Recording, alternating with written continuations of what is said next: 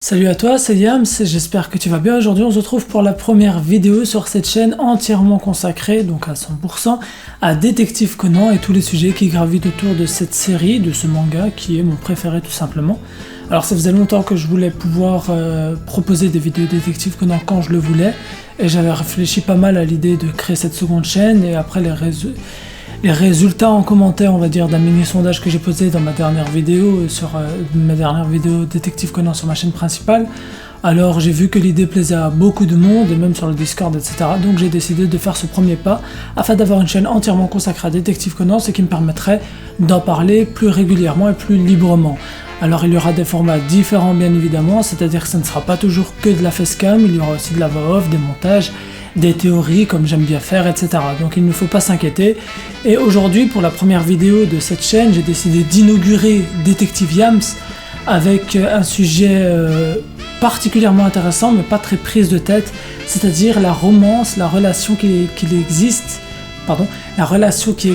entre Shinichi et Ran, et c'est ce que je vais aborder sur différents points et thèmes, expliquer pourquoi cette romance n'est pas qu'un point secondaire à l'intrigue ou à la trame, mais qu'elle vient même appuyer l'intrigue principale des Hommes en Noir, qu'elle vient appuyer des choses très importantes dans l'histoire, et de montrer un peu l'intelligence scénaristique de Gosho Aoyama et comment il utilise ça pour faire avancer son œuvre tout simplement. Alors, Shinichi et Ran, c'est un peu le couple principal, le couple protagoniste, puisque Shinichi est le personnage principal et Ran est la fille principale, on va dire, c'est le personnage qui apparaît le plus, même si elle n'a pas un rôle aussi important que Haibara ou Vermoto par rapport à l'intrigue. Elle aura un rôle beaucoup plus important par rapport au relationnel, et c'est pour ça que je voulais revenir dessus. C'est que ce relationnel, c'est ce qui va un peu impacter énormément notre détective, c'est-à-dire Conan Edogawa, rajeuni à cause de l'apodoxine 4869, qui va le pousser donc à faire des choix, à prendre des risques, etc. Tout ça au nom de quoi? Au nom de l'amour qu'il porte à Ran. Et j'ai envie d'expliquer aussi comment Gosho Aoyama traite intelligemment aussi des problématiques liées au fait que Conan rajeunisse, et comment ça l'impacte en tant qu'être humain, parce qu'il ne faut pas oublier que Shinichi reste un adolescent, et comment ça l'impacte donc dans son petit kokoro, donc dans son cœur, de voir la femme qu'il aime à côté de lui, mais s'inquiéter pour lui parce qu'elle ne sait pas où elle est, etc. Donc on va commencer par le premier point, c'est-à-dire comment cette relation joue sur l'intrigue, qu'est-ce qu'elle apporte, et ensuite on s'attardera sur le second, c'est-à-dire comment Gosho Aoyama se sert de cette relation pour montrer le côté humain de Conan de manière assez implicite, que beaucoup peuvent rater aisément, hélas, puisque c'est implicite et pas explicite, et que du coup ça permet en fait de créer une sorte de double lecture pour ces scènes-là, et c'est sur quoi donc on reviendra sur ce deuxième point. Donc le premier point, comme on a dit, c'est le fait que cette relation va jouer sur l'intrigue. L'intrigue, nous savons que dans Détective Conan, l'intrigue principale est la quête de Conan Edogawa, de retrouver l'organisation des Hommes en Noir, de mettre la main sur le poison afin de pouvoir permettre à Haibara de créer un antidote et d'envoyer en prison tous les membres de cette dite organisation. Ça, c'est l'intrigue principale. Nous savons qu'elle est découpée en plusieurs arcs. On a eu l'arc d'introduction, on va dire que c'est l'arc Conan, puis on a eu l'arc Haibara, puis on a eu l'arc Vermoto, Kir, Bourbon, et là on a un run. Donc elle se divise en plusieurs arcs qui sont toujours centrés vers l'organisation. Bien évidemment, nous savons que la trame principale, donc cette intrigue, n'avance pas très rapidement dans Détective Conan, c'est-à-dire qu'il y a beaucoup d'enquêtes qui vont apporter que des mini-éléments par rapport à la trame, et des fois ce sont des enquêtes qui apportent que des éléments du relationnel. Et par rapport à tout ça, nous avons un trio qui revient très très souvent, c'est-à-dire le trio Ran, Kogoro et Conan, qui est le trio principal du manga, on va pas se mentir, qui se retrouve souvent à devoir enquêter sur des meurtres, etc. Et Conan adore alors Kogoro, etc. Ce qui fait que Ran a énormément de temps à l'écran, on va dire, ou dans le manga de temps d'apparition, et qu'elle est assez importante vis-à-vis de ça. Mais pourtant, elle n'a pas de lien direct avec l'organisation, elle en a deux, indirects, plus ou moins. Le premier, c'est Conan, rajeuni par l'organisation, donc elle a un lien par là, et le deuxième, c'est Vermoto, par rapport au fait qu'elle l'ait sauvée quand elle était déguisée en tueur en série à New York. Elle se référait donc à la file de New York, et donc qui l'appelle Angel et qui veut pas la blesser. Donc Venomoto a un attachement vers Ran. Mais Ran n'est pas au courant de l'existence de l'organisation, elle ne prend pas part au combat contre cette organisation. Alors pourquoi est-elle si importante dans l'histoire? Eh bien c'est par rapport à sa relation avec Shinichi. C'est une relation qui avance beaucoup, c'est une relation très importante, car elle naît de la distance qui est créée entre les deux dès le premier épisode, et de la révélation directe, parce que c'est pas anodin que Gosho Aoyama ait fait en sorte que Ran dise à Conan qu'elle la rencontre pour la première fois, qu'elle lui dise oui voilà moi j'ai un garçon que j'aime bien, c'est Shinichi, il est fan de mystère machin. Pourquoi? C'est parce que Shinichi devait prendre conscience que Ran l'aimait d'amour. Et pourquoi cela? Parce que cette relation va avoir un impact très important sur les motivations du personnage principal. Les motivations qui sont de pouvoir le plus vite retrouver sa taille normale et le plus vite pouvoir dire qu'il aime Ran et pouvoir sortir avec elle tout simplement parce qu'il l'aime aussi en retour. On a pu témoigner de ça à la fin de Retour dangereux quand il perd, quand il rajeunit, et là c'est que l'antidote ne fonctionne plus après 24 heures, qu'il rajeunit donc et qu'elle lui dit je ne veux rien entendre, je ne veux rien entendre, et que Conan baisse les yeux et qu'il lui dit il a dit même si je meurs je reviendrai. Même si je meurs, c'est la motivation de Shinichi de revenir auprès de Ran, parce qu'en fait le dilemme qu'il y a le dilemme qu'a Shinichi à côté de Ran, c'est le fait que lui sache que Ran est amoureuse de lui, qu'il la voit tous les jours, alors qu'elle ne sait absolument pas où il est. Donc elle a des réactions, des grimaces d'inquiétude, des grimaces de colère par moments, de tristesse, etc. que Conan décèle parce qu'il est détective, mais qu'il ne peut pas répondre à ces grimaces. Il ne peut pas lui dire « Ne t'inquiète pas, j'ai compris ce qui va pas, mais t'inquiète pas, en fait, je suis Shinichi ». Il ne peut pas, parce que même les rares fois où il a vraiment voulu craquer, pour lui dire, dans Retour dangereux, encore une fois, on lui a empêché vis-à-vis de Haibara, etc. Parce qu'il a vraiment le dilemme, soit je lui dis mais je la mets potentiellement en danger, soit je ne lui dis rien mais je continue à souffrir intérieurement. Et Conan fait le choix de se sacrifier, comme le dit Haibara. C'était dans une enquête assez secondaire, entre guillemets, c'est une enquête avec un mec qui va tuer une vieille dame qui lui avait prêté de l'argent, et il avait mis en scène le meurtre en lui prêtant une cassette. Ça, à l'époque des cassettes, c'est dans les épisodes 200 pour qu'elle loue son studio vidéo et qu'elle aille voir le film, etc. Et il avait appris via Takagi que quelqu'un avait volé les affaires, les enquêtes dans lesquelles Kogoro avait enquêté et qu'avait résolu donc Kogoro Mori. Et donc il commence à s'inquiéter, il ne dit rien à Haibara, etc. Et elle lui dit « Tu es du genre à prendre tout sur toi et ne pas te rendre compte que tu t'enfermes dans une boucle de solitude et de tristesse et que tu portes un très lourd fardeau que tu ne veux pas partager, tu gardes tout secret. » Et il le fait avec Haibara et bien évidemment avec Ran par rapport à sa véritable identité. Donc par rapport à cela, on sait que la relation a très bien avancé puisque Shinichi n'a pas réussi à se retenir, s'abstenir du coup de lui révéler ses sentiments à Londres, et on sait aussi qu'elle lui aura répondu favorablement lors de leur voyage scolaire à Kyoto.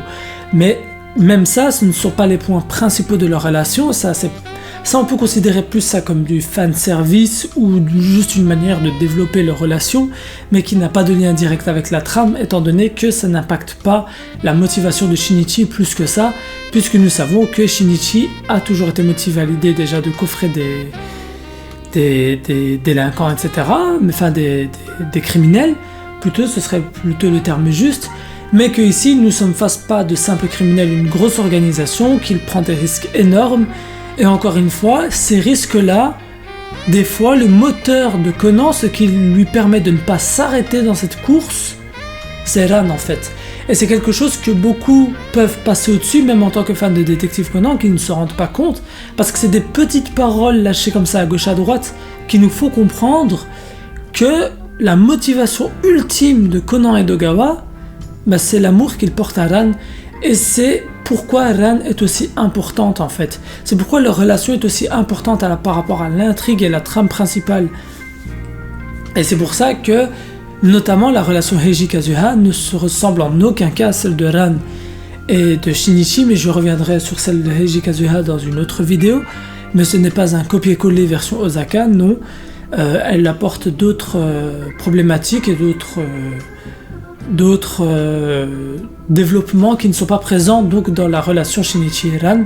Parce que donc si on résume ce que j'ai dit jusqu'à maintenant, la relation Shinichi et Ran, la problématique principale, c'est le fait que Shinichi sait que Ran l'aime, parce qu'elle lui l'a dit sans s'en rendre compte.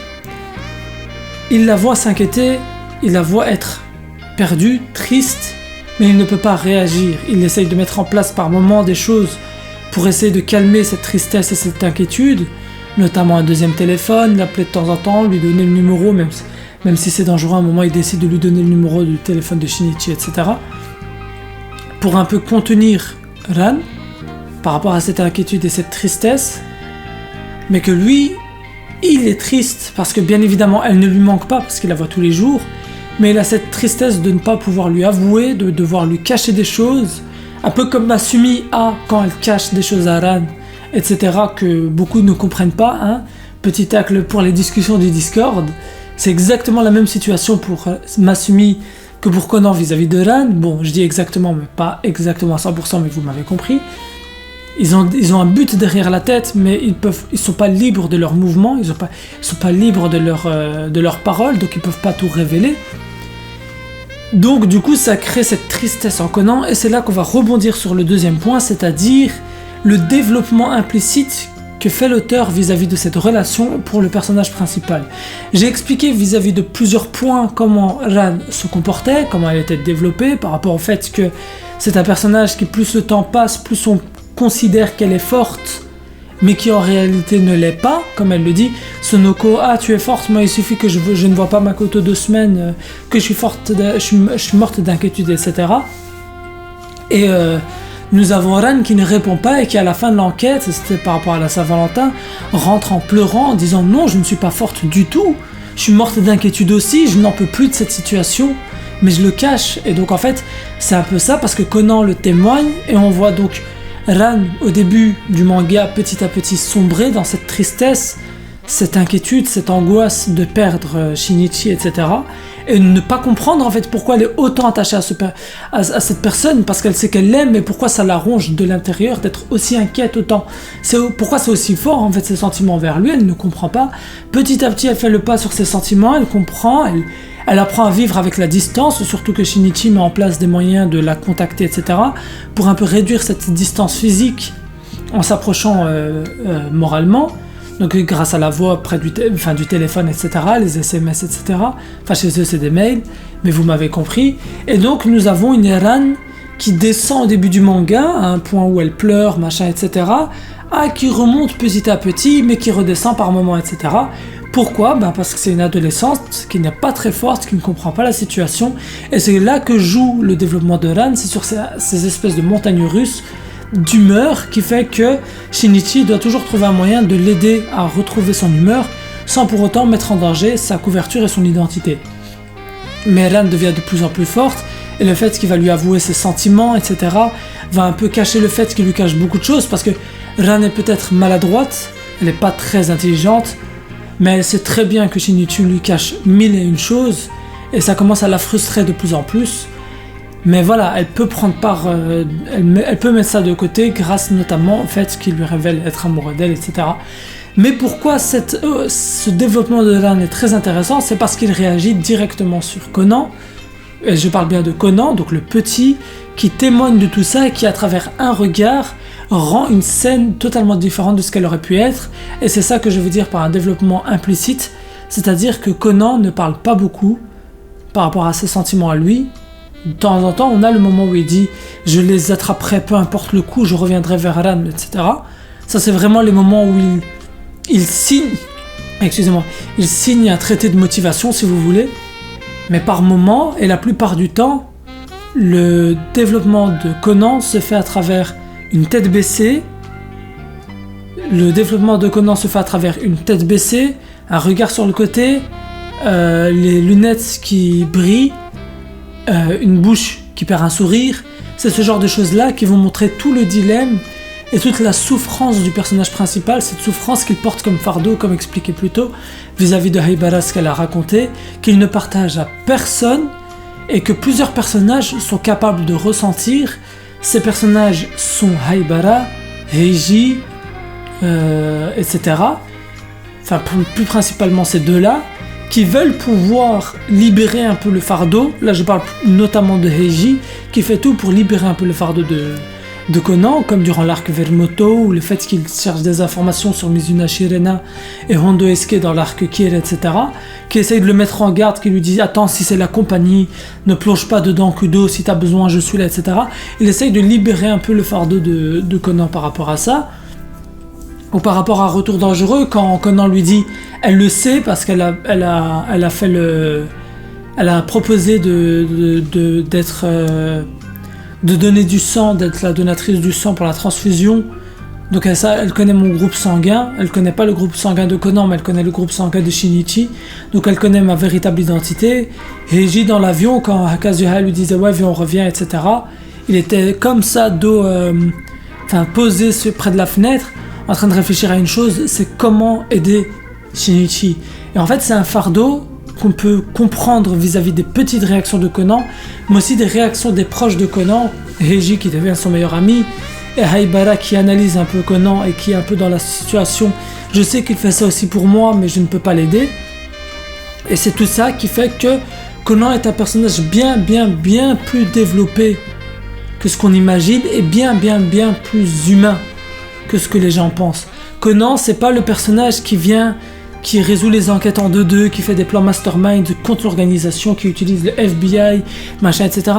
Non, Conan, ça va beaucoup plus loin que ça, parce que Conan, il est très humain. Conan, il a ses moments de doute, il a ses moments de tristesse infinie, il a ses moments de perte de motivation totale, il a ces moments où il a envie d'abandonner. Et si Haybara, si Heiji, si Ran surtout n'était pas là, il abandonnerait Conan. Et c'est ça la relation incroyable entre Shinichi et Ran, c'est que Ran est un personnage tellement humain qu'elle ressort tout le côté humain du meilleur détective de tous les temps, qui est Conan. Le meilleur détective de tous les temps, il est capable de dire c'est toi le meurtrier, c'est toi t'as fait ça comme ça. Il est capable d'envoyer en prison, peu importe, même si c'est la personne la plus proche de lui, il l'a déjà dit. Si c'était Agasa, il aurait dit c'est toi le meurtrier Agasa, parce que lui c'est la vérité et rien que la vérité. Mais caché derrière cette apparence de justicier et de justice absolue, vérité véridique, on va dire ça comme ça, se cache un adolescent qui a ses moments de doute, ses moments de tristesse, et ces moments de doute et de tristesse qu'on ressent surtout quand il est en Conan, ne sont là que grâce à Ran. Et c'est pour ça que je dis que c'est un développement très implicite, une relation très intéressante qui a des conséquences du coup sur l'intrigue par rapport à l'organisation des Hommes en Noir, mais qui permet aussi à l'auteur de développer humainement le personnage principal, un développement humain implicite qui hélas passe à la trappe de beaucoup de gens qui pensent que Conan c'est un surhomme qui ne pleure jamais, qui ne tombe jamais, etc. Non, c'est pas le cas. Conan a déjà eu des pertes de motivation énormes, Conan a déjà voulu abandonner, Conan a déjà voulu tout jeter en l'air, Conan a déjà voulu tout révéler à Ran, Conan a déjà voulu foncer dans le tas, etc. Pourquoi ? Parce qu'il y a Ran, parce qu'il voit ses réactions, parce qu'il comprend qu'il doit revenir rapidement, parce qu'il veut plus la faire souffrir, parce que Heiji est là pour l'aider, parce que Haybara est là pour le soutenir, parce que Agasa est là, parce qu'il y a le FBI qui arrive par la suite, mais principalement parce que Ran est là, parce qu'il vit avec, et c'est à travers ces discussions avec Ran, les moments d'inquiétude de Ran, etc., qui font que Conan est beaucoup plus humain que ce que peut le penser. Et voilà qui résume un peu aussi en même temps mon avis sur le développement du personnage grâce à